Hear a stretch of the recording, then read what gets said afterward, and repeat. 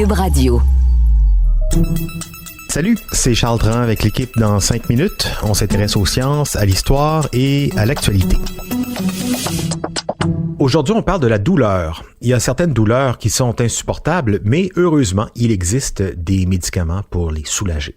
Ces médicaments sont capables donc de bloquer les processus qui provoquent la sensation de douleur. Alors, qu'est-ce que c'est que la douleur? Comment ça fonctionne? Ces alertes venues de notre système nerveux qui nous disent que quelque chose ne va pas bien dans notre corps.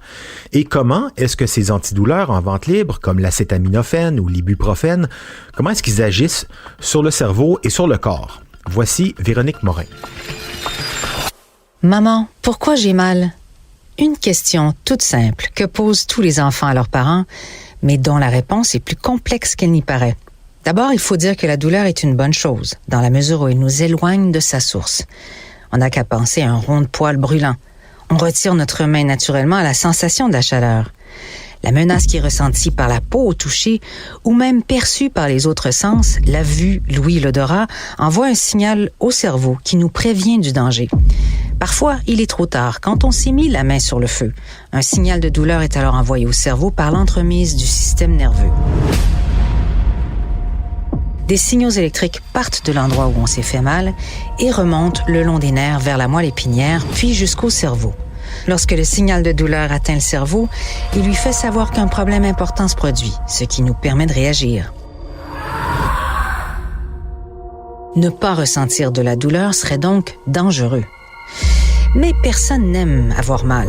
Et heureusement, il existe des médicaments pour diminuer ou camoufler la douleur, c'est-à-dire pour tromper notre cerveau et nous faire croire qu'il n'y a plus de bobos, ou pour carrément diminuer l'enflure parce que certaines douleurs sont insupportables, des migraines, des morsures, des fractures et j'en passe. Dans la revue The Conversation, des experts en pharmacologie de l'Université de Nouvelle-Galles du Sud, qui est une université australienne située près de Sydney, expliquent aux enfants les mécanismes par lesquels des médicaments comme le Tylenol, qui contient de l'acétaminophène, l'un des médicaments les plus prescrits au monde contre la douleur, fonctionnent.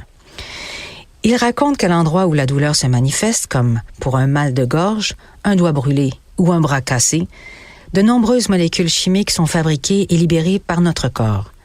Ces substances chimiques nous font ressentir la douleur et incitent également notre corps à envoyer davantage de sang vers la zone douloureuse. C'est pourquoi elle est souvent rouge et gonflée. Le sang supplémentaire qui afflue dans la région blessée comprend des globules blancs, des cellules spéciales de notre sang qui combattent les maladies. Ces globules blancs apportent des substances chimiques importantes. L'une de ces substances chimiques porte le nom de prostaglandine. Elle augmente la douleur et l'inflammation et le gonflement.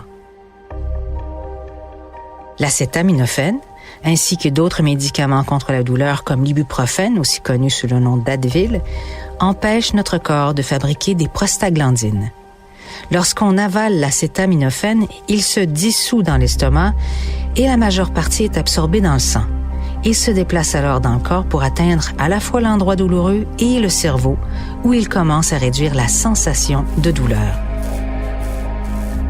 L'acétaminophène est un composé chimique utilisé comme antalgique antidouleur et antipyrétique, qui veut dire antifièvre, qui figure parmi les médicaments les plus communs utilisés et prescrits au monde.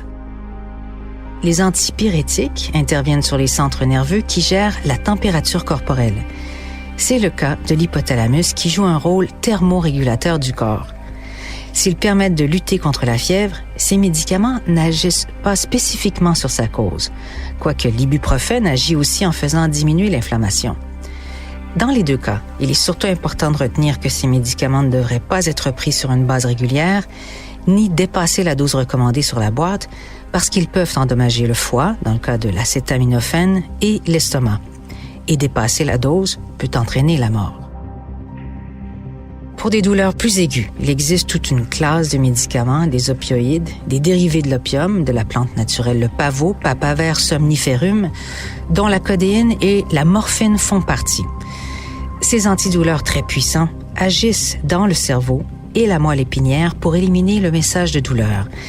Ils ont aussi des effets sédatifs et euphorisants qui miment les opiacés naturellement produits dans le cerveau, les endorphines.